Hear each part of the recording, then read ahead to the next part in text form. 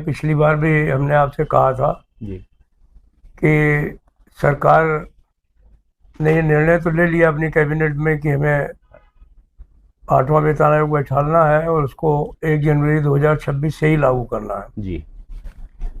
जिस स्पीड से उस समय ये मामला चला, तत्काल जेसीएम स्टाफ साइड को बुलाया गया और हमसे बैठ करके बड़े विस्तार में सेक्रेटरी डीओपीटी ने चर्चा की टर्म्स एंड रेफरेंस के सवाल पर। तो लगा कि सरकार बहुत सीरियस है और बहुत जल्दी इस पर कोई निर्णय लेना चाहती है। उस समय जनवरी में कुछ समय भी था जी। लग रहा था कि नवंबर तक रिपोर्ट को बनाने का काम किया जाएगा और जनवरी से इसको लागू कर दिया जाएगा। लेकिन अभी हमको भी लगता है कि ये मसला पूरे तौर पर राजनीतिक भंवर में है और राजनीतिक भंवर ये है कि जनवरी में चुनाव हो रहे थे दिल्ली के, जी। तो उस समय इसकी घोषणा आवश्यक समझी गई वेटों के हिसाब से, और अभी इसकी घोषणा जो है वो बिहार के चुनावों को लेकर के अटकी हुई है। सरकार चाहती है कि बिहार के जो है वो चुनाव की घोषणा होने से पहले हम कम से कम कॉन्स्टिट्यूट कर दें इस कमेटी को। तो लगता तो यही है कि बिहार चुनाव से पहले इसका गठन हो जाएगा। लेकिन हम लोग इस बात को लेकर के, इनका राजनीति से कोई मतलब नहीं है। सरकार किसी की रहे, प्रधानमंत्री हमेशा रहे, 100 साल तक रहे, हम लोगों को इस बात से कोई फर्क नहीं पड़ता है। हम लोगों को इस बात की चिंता है कि अगर जितना भी ये पे कमीशन डिले होगा वो हमारे सीधे सीधे जो भत्ते हैं, अलाउंसेस हैं, उनके ऊपर असर डालेगा। क्योंकि सरकार ने आज तक जितनी भी सरकारें रही हो, चाहे ये रही हो पुरानी रही हो, सब ने जब से वेतन आयोग का घोषणा हुई है या वेतन आयोग की रिपोर्ट आई है, उसको सरकार ने एक्सेप्ट किया है, उसके बाद ही उन्होंने भत्तों में बढ़ोतरी की है। तो बेसिक पे और चीज़ें तो बदल जाएंगी 1 जनवरी 26 से, लेकिन जितना इसमें विलम्ब होगा उतने हमारे भत्तों में जो है वो डिले हो जाएगा। तो ये सीधे तौर पर सरकारी कर्मचारियों को नुकसान है। यही कारण था कि हमने एक स्टैंडिंग कमेटी की थी, लोग बहुत एंग्विश में थे ऑल इंडिया रेलवेज फेडरेशन की, और लोगों ने कहा कि नहीं हमें आंदोलन करना चाहिए। तो हमने 19 तारीख को सारे देश में जो है इस बात को लेकर के आंदोलन किया। हमें बहुत खुशी है कि सारे मतभिन्नताएं छोड़ करके लोगों ने 8.5 लाख लोगों ने देश में प्रदर्शन किया इस बात को लेकर। सरकार के ऊपर इसका असर होना चाहिए। लेकिन सर 8-9 महीने निकल गए, इस बीच सरकार ने केवल 3 बार विज्ञापन जारी करने के अलावा कोई ऐसा काम तो किया नहीं है जिससे लगे कि सरकार आगे बढ़ रही है। और अब इस तरह के फैसले भी, पिछला फैसला हुआ, घोषणा हुई दिल्ली चुनाव को देख करके, अब बिहार चुनाव को लेकर के, तो क्या फिर अगले लोकसभा चुनाव तक ही ये सब हो पाएगा अगर चुनावों को देखकर ये फैसले लिए जाएंगे तो? नहीं, अगर राजनीतिक शेड्यूल है तो आपकी बात बिल्कुल सही है कि फिर अभी गठन कर देंगे, 27 में हमारे उत्तर प्रदेश का चुनाव होगा, उस समय रिपोर्ट आ जाएगी और फिर अगला लोकसभा चुनाव होगा, तब इसको लागू करने का काम कर देंगे अगर राजनीतिक है। लेकिन ऐसा हम लोग होने नहीं देंगे। हमें पूरी आशा है कि सरकार कम से कम हम लोगों के मंतव्य को समझेगी, जेसीएम स्टाफ साइड की जो आवाज़ है उसको समझने का काम करेगी। और हमने अभी इस आंदोलन का शुरुआत किया है। हम 1 महीने के इंतजार में हैं। अगर सरकार इसका गठन कर देती है तो ठीक है, और नहीं करेगी तो हम सारे जेसीएम स्टाफ साइड के लोगों को इकट्ठा करेंगे, जो जेसीएम में नहीं है उनको भी इकट्ठा करेंगे, जो राज्य कर्मचारी हैं, जो निगम कर्मचारी हैं, जो ऑटोनोमस कर्मचारी हैं, सारे लोग जो वेतन आयोग से प्रभावित होते हैं पूरे देश में, उन सबको एक प्लेटफॉर्म पर लाएंगे। एक बार फिर वैसे ही मोर्चा बनाएंगे जैसा पुरानी पेंशन बहाली के समय में बनाया था, और एक इतना बड़ा आंदोलन इस देश के अंदर खड़ा करेंगे कि सरकार जो है वो उसको मजबूर होना पड़ेगा कि हम राजनीतिक प्रपंच से निकल करके सिर्फ कर्मचारियों के हित के बारे में सोचें। राजनीति का नफा नुकसान तो उनको जो होना है होता रहेगा, उससे सरकारी कर्मचारियों को उसमें घसीटने से कोई फायदा नहीं। सर, सरकारी कर्मचारी, अगर हम पिछले कुछ चुनावों को देखें तो ये देखने में आया कि इस सरकार के सबसे बड़े समर्थक वर्ग सरकारी कर्मचारी रहे हैं। तो उस वर्ग में अब बड़ी भारी बेचैनी आती जा रही है, सरकारी कर्मचारी हो या फिर पेंशनर्स हो। आप कल परसों पेंशनर्स के बीच में भी गए थे, तो हम भी अनेक जगह पेंशनर्स से मिल रहे हैं, तो उन लोगों में भी बहुत बेचैनी है। तो सरकार अपने ये समर्थक वर्ग, जो बहुत बड़ा वर्ग है और जो बड़े खुलेआम तौर पर सरकार के साथ दिखाई देता है, इसको नाराज करने का खतरा क्यों मोल ले रही है लगातार? मुझे असल में लगता यह है कि सरकार इस बात को समझ गई है पिछले चुनाव के बाद। पहले तो नहीं समझ रही थी। पहले तो सरकार को ऐसा लगता था कि सरकारी कर्मचारी या पेंशनर कुछ है ही नहीं। लेकिन जो पिछले लोकसभा चुनाव में इनको झटका लगा, उसमें इनको समझ में आया कि नहीं, सरकारी कर्मचारी और पेंशनर्स भी कुछ हैं। और वही एक दबाव था जिसकी वजह से इनको पेंशनर को या सरकारी कर्मचारी हो, उनको 12 लाख रुपए तक इनकम टैक्स में भी छूट देनी पड़ी और पे कमीशन की भी घोषणा करनी पड़ी। ये बात को जानते हैं कि सरकारी कर्मचारी नाराज होगा तो इसका सीधा सीधा खामियाजा इनको भुगतना पड़ेगा। बिल्कुल। लेकिन मुझे लगता है कि इनके जो राजनीतिक पंडित हैं वो इनको ये समझाने का प्रयास कर रहे हैं कि नहीं, लोगों की जो सोच है वो बड़ी जल्दी भूल जाते हैं लोग, तो इसलिए इसको थोड़ा सा इस हिसाब से करो जिस हिसाब से चुनाव होते हैं। तो ये बहुत ही इसका परिणाम दूरगामी होगा। सरकारी कर्मचारी और पेंशनर इस समय बहुत नाराज हैं, और पेंशनर्स तो इस बात को लेकर के बहुत नाराज हैं कि कोई जरूरत नहीं थी। आपने पार्लियामेंट में ला करके, जब आप बार बार ये कह रहे हैं, हमारी बहन निर्मला सीतारमण बार बार ये कह रही हैं कि इसका कोई भी पेंशनर्स पे प्रभाव नहीं पड़ेगा, फाइनेंशियल बिल में जो इन्होंने टेल पीस लगाने का काम किया। हमारे पेंशन सेक्रेटरी ने स्वयं मीटिंग बुला करके हम लोगों को सबको बुला करके इसको क्लैरिफाई करने का काम किया। तमाम दफ़े हमारे चौधरी साहब जो पंकज चौधरी हैं, राज्य मंत्री वित्त, वो बयान दे चुके हैं पार्लियामेंट के अंदर भी बाहर भी, और पार्लियामेंट में फाइनेंस मिनिस्टर भी बयान दे चुकी हैं कि इसका कोई भी नुकसान नहीं होगा। तो इसकी ज़रूरत क्या पड़ी थी? एक सस्पिशन जो है वो जानबूझ करके पैदा करने का काम किया, ऐसा नहीं करना चाहिए था इनको।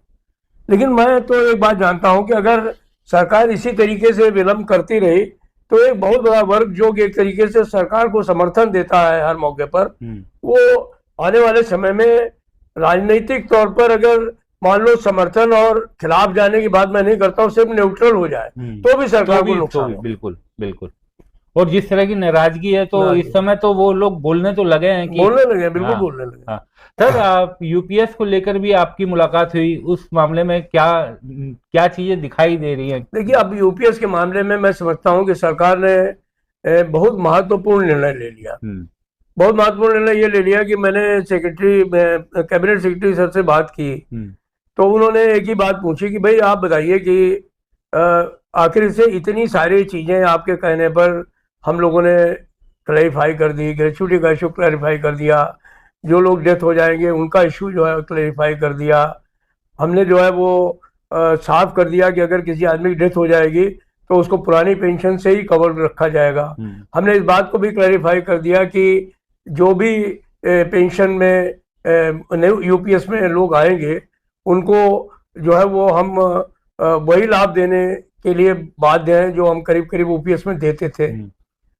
एक सवाल जरूर है कि वीआरएस के इशू पर आपने कहा है कि इसको उसी डेट से देना चाहिए जिस तारीख से वो लोग वीआरएस लें, हम उस पर भी विचार कर रहे हैं। आपने कहा है कि 25 साल का जो समय है उसको 20 साल कर दो, तो एक दिन में तो नहीं हो सकता, लेकिन हमने मना तो नहीं किया है। हमने आपसे कहा है कि हम इस योजना को 3 साल के बाद रिव्यू कर देंगे। आपने हमसे कहा है कि 1/10 पे काम नहीं चलेगा, ये जो 10% जो कटौती कराते हैं इसको भी हम रिव्यू करने के लिए सरकार समय आने पर तैयार है। तो अभी हमने 80-85% चीजें तो जो यूपीएस में थी वो दे ही दी हैं। तो अभी लोगों के मन में ये क्या है, तो हमने उनको बताया कि हमने कहा कि कर्मचारी तो कम, लेकिन आपके जो अधिकारी 1 जनवरी 2004 के बाद भर्ती हुए हैं, सबसे बड़ी बाधा वो लोग हैं, और उनके अंडर में जो लोग काम करते हैं वो उन लोगों को भी इन्फ्लुएंस करते हैं। बिल्कुल, कि तुम लोग एनपीएस में रहो, एनपीएस में फायदा है, क्योंकि जब तुम रिटायर हो गए तो तुमको करोड़ों रुपए मिलेंगे। मुझे मालूम है उनको करोड़ों नहीं मिलेंगे, क्योंकि जो 1 जनवरी 2004 के बाद 2024 तक लोग रिटायर हुए, जब तक ये योजना नहीं आई थी, लोगों को 1500, 1600, 2600 पेंशन मिल रही है, लोको पायलट जैसे लोगों को। तो करोड़ों मिले नहीं, लाखों की पेंशन की बात हो रही थी वो भी नहीं मिली। लेकिन ये एक जो भ्रम फैलाया जा रहा है, ये नए बच्चों के लिए, बच्चियों के लिए थोड़ा सा बहुत मुश्किल काम है, और वो सोचते हैं कि कहीं हमारे करोड़ों रुपए डूब ना जाए। तो उनका इसका तरीका क्या हो सकता है? हमने कहा एक बार आप उनको स्विच ओवर करने की अनुमति दे दीजिए। जब वो रिटायर होने वाले होंगे उससे 1 साल पहले अगर आप उनको अनुमति दे दें तो उनको पता चल जाएगा कि उनके खाते में करोड़ों हैं कि नहीं है।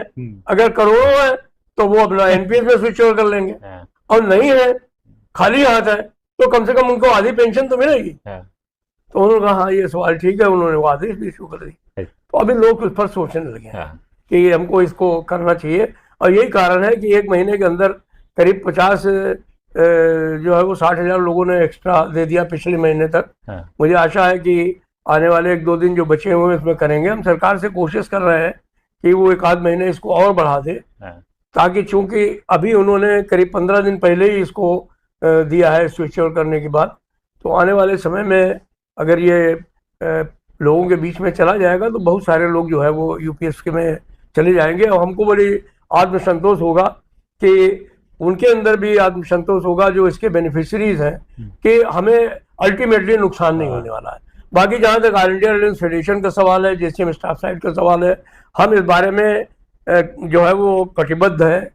हमारा ये वायदा है कि हम ओपीएस के अंदर जो भी सुविधाएं मिलती हैं हम आने वाले समय में निश्चित तौर पर उसको पूरा कराने के लिए अपना हर प्रयास करेंगे, और ओपीएस में मिलने वाली सुविधाओं को अपने बच्चे और बच्चियों के लिए लेकर के आएंगे सरकारी कर्मचारी। सर ये 20 साल वाला भी उम्मीद है आपको? 100% होगा, इसको तो मैं दावा करता हूँ। आज नहीं 3 साल के अंदर ही ये 25 साल 20 साल हो जाएगा, इसमें तो कोई दिक्कत ही नहीं है।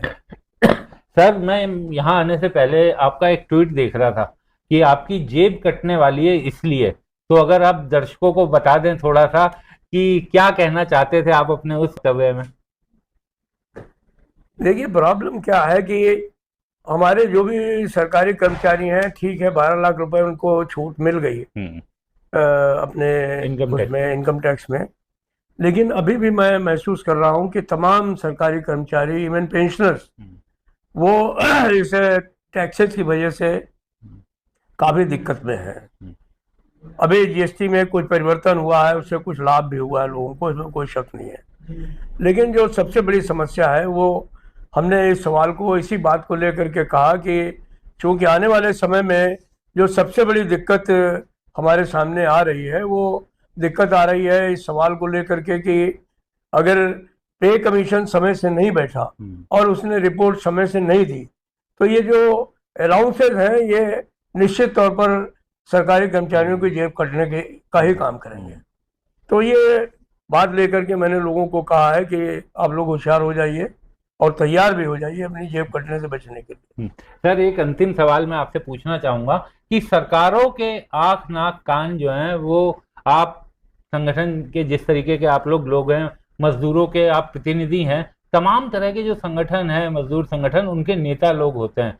क्या सरकार के कुछ आंख नाक कान आजकल गलत खबरें भी सरकार तक पहुंचा रहे हैं, जो इन सब चीजों को थोड़ा हल्के ढंग में सरकार लेने लगी है?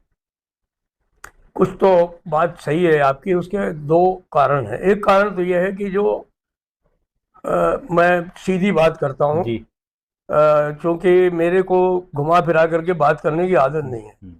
कुछ तो इसमें ट्रेड यूनियन आंदोलन की स्वयं में कमी है, और वो कमी यह है कि तमाम ट्रेड यूनियन आंदोलन इस देश के किसी न किसी जो है वो पॉलिटिकल पार्टी की कोख से जन्मे हैं, और उनकी सोच जो है वो अपनी पॉलिटिकल पार्टी और पॉलिटिकल आकाओं को खुश करने में लगी रहती है। सरकार इसीलिए एक तरीके से संवेदनहीन हो गई है ट्रेड यूनियन आंदोलनों के प्रति। अभी तक हम लोगों ने अपने आप को इस बात से बचा करके रखा है, क्योंकि सरकार चाहे जिसकी रहे, हमको लगता है कि मालिक मालिक होता है, मजदूर मजदूर होता है, तो सरकार मालिक का ही व्यवहार करेगी और मजदूर को अपना ही काम करना पड़ेगा। तो इसलिए हमें ये मान करके नहीं चलना चाहिए कि सरकार जो है वो बिल्कुल लिबरल हो जाएगी, अपना खजाना खोल देगी, कह देगी कि हम सब कुछ कर्मचारियों पर लुटा देंगे। लेकिन हमारी जायज मांग मांगी ना जाए तो उसके लिए हमको चाहे जो सरकार हो उससे लड़ने के लिए तैयार रहना चाहिए, लेकिन हमारी मांगे जरूर जेन्युइन होनी चाहिए। अगर हम आसमान के तारे मांगेंगे तो कोई भी नहीं देगा। बिल्कुल सही। इवन हमने तो कई बार ये मजदूर आंदोलनों की जो संयुक्त समिति है 15 या 11 जो मजदूर आंदोलन है इकट्ठे है, हर साल एक दिन की हड़ताल करते हैं। उन्होंने हमको बुलाया तो मैंने उनसे कह दिया कि वो मांगे रखिए अपने मांग पत्र में, जिनमें अगर आपको प्रधानमंत्री बना दिया जाए तो आप पूरी कर दें। अब वो मांगेंगे सरकार से जो आप नहीं पूरी कर सकते, तो आप सरकार के सामने क्या मुंह लेकर के जाएंगे। लेकिन वो उनकी राजनीतिक बाध्यताएं हैं, क्योंकि सब राजनीतिक दलों से जुड़े हुए संगठन, ट्रेड यूनियन संगठन है, तो उसमें वो उनकी हाँ में हाँ मिलाते रहते हैं, लेकिन हम लोग उनमें नहीं हैं। और इसीलिए यही कारण है कि हम लोगों ने, जब भी उन्होंने कहा हम एक दिन की हड़ताल करेंगे, हमने सीधे तौर पे उनको मना कर दिया कि हम एक दिन की हड़ताल में शामिल नहीं हूँ। एक तो ये सबसे बड़ा सवाल है जिसको लेकर के सरकार की संवेदनहीनता सामने आती है। दूसरा एक सवाल ये भी है कि सरकार से जुड़ा हुआ भी एक मजदूर संगठन है, वो सरकार की बैसाखी बनने का भी काम करता है। तो ये एक अच्छी चीज नहीं है। अच्छे लोग हैं वो लोग, उनकी लीडरशिप में बहुत सारे लोग बहुत अच्छे लोग हैं, मैं उनकी प्रशंसा भी करता हूँ, ऐसी बात नहीं है। और ऐसा भी नहीं है मौका आने पर वो सरकार की मुखालफत भी करते हैं, लेकिन उनको भी इस मुहिम में गैर राजनीतिक तौर पर मजदूरों के साथ जुट करके और एक फैसला करना चाहिए। मैं बराबर इसका प्रयास भी करता रहता हूँ। तो ये भी एक सवाल है जो कि सरकार को जो है वो एक तरीके से मैं कहूँगा कि कभी कभी किंग कर्सर भी मूल बनाने का काम करता है। वो अपने आप को सोचने के बजाय उस तरीके से सोचने का काम करते हैं। अब जैसे ये पे कमीशन की आपने जब घोषणा कर दी तो आपको इमीडिएटली कोई ना कोई जज बैठा देना चाहिए। तो हमको बहुत दिन तक ये भरमाया गया कि कोई उचित जज नहीं मिल रहा है। हमने कहा यार रोज ही सुप्रीम कोर्ट जो है अपने आप ही किसी न किसी सुप्रीम कोर्ट के जज को कहीं न कहीं बैठा देता है, कभी इन्वायरमेंट के सवाल पर, कभी हाथी बचाने के सवाल पर, कभी जंगली जानवर बचाने के सवाल पर, कभी जो है पराली जलाने के सवाल पर, वो अपने आप ही अपने जजेस बैठा देता है। तो इनको क्यों नहीं मिलता? फिर हमने तो ये भी कहा कि अगर मान लो थोड़ी देर के लिए आपको अपने मनपसंद जज नहीं मिल रहा है, आप कोई कसाई से कसाई जज ले आइए, समझे कि नहीं भाई? हम अपना सवाल उसके सामने रखेंगे और सरकार अपना पक्ष उसके सामने रखेगी। जस्टिस अशोक माथुर को मैं बहुत लिबरल समझता था 7वें वेतन आयोग में। उस बंदे ने हम लोगों के सामने इस बात को कबूल कर लिया कि हम 20,000 रुपए मिनिमम देंगे। सारे जैसे स्टाफ साइड के लोग गवाह हैं इस बात के, कोई एक मई नहीं था, सारे साथी थे वहां पर। और अरुण जेटली जी, भगवान उनकी आत्मा को शांति दें, उन्होंने एक दिन उसके घर जाकर के चाय क्या पी ली, उसने 2,000 की कटौती कर दी, उसमें 18,000 रुपए दे दिया। इस बात का हमारे पास प्रमाण है कि उनके घर गए, उनके यहाँ चाय पी और उसके फौरन बाद उसका दिमाग बदल गया। तो ऐसे जजेस भी हमने देखे हैं सुप्रीम कोर्ट के, और हमने श्री कृष्णा जैसे जज भी देखे हैं जिसने कर्मचारियों की, केंद्रीय कर्मचारियों की आवाज़ सुनी, जिसको हमने ले जाके रसीद दी कि देखो ये 20 रुपए 25 रुपए दिए जा रहे हैं लोगों को, बच्चों को पढ़ाने में, ये 20 रुपए 25 रुपए में पढ़ाई हो सकती है। तो उसने जो है 2,000 रुपए फीस करने का काम किया, लोगों को जो है वो सारे अलाउंसेज में बढ़ोतरी करने का काम किया। तो हमने हर तरीके के लोग देखे हैं। हम एक बात जानते हैं कि जब हम सुप्रीम कोर्ट के जज के सामने जाएंगे तो वहां पर वो निश्चित तौर पर जो हमारी बात माने या ना माने, लेकिन वो जो हम बोलेंगे उसको रिकॉर्ड करें। हमसे पिछले जो है वो कैबिनेट सेक्रेटरी ने कहा कि क्यों आप वेतन आयोग के पीछे पड़े हुए हैं, हम एक कमेटी बना देते हैं 3 सेक्रेटरीज की, बेज रिव्यू कमेटी, और वो आपका फैसला कर देगी। हमने कहा हमें नहीं चाहिए आपकी कमेटी। कहले क्यों? हमने कहा ये जो मेंबर होंगे सेक्रेटरी लोग, ये काम तो आप ही के अंडर में करेंगे ना, तो आप उनको बुला के कहेंगे कि आप को ये करना है, तो जज साहब को तो थोड़ा टाइम लगता है और लगेगा, तो भी उनको लिखना पड़ेगा कि नहीं स्टाफ साइड ने ये डिमांड की थी। आप वाले तो लिखेंगे भी नहीं, उनकी जो मर्जी होगी वो लिख देंगे। तो हमें वो नहीं चाहिए। हमें तो जो पे कमीशन में अंग्रेजों के ज़माने से जो है वो पे कमीशन बैठा है, तो पहले पे कमीशन से लेके आज तक के पे कमीशन में वो है। फिर दूसरी बात यह है कि जिस कमेटी को आप बनाने जा रहे हैं, उस कमेटी में जब हम आपसे ये कहेंगे कि आप स्टाफ साइड को भी शामिल करो, तो आप कहेंगे नहीं, आप लोगों के अंदर बहुत झगड़ा है, इसलिए हम किसको शामिल करें किसको नहीं शामिल करें, वो भी नहीं मानेंगे। पहले पे कमीशन बैठता था, पहले पे कमीशन में, दूसरे पे कमीशन में हमारा प्रतिनिधि होता था। आप कुछ गड़बड़ करते थे तो वो एक डिसेंट नोट देता था, वो अधिकार भी आपने खत्म कर दिया।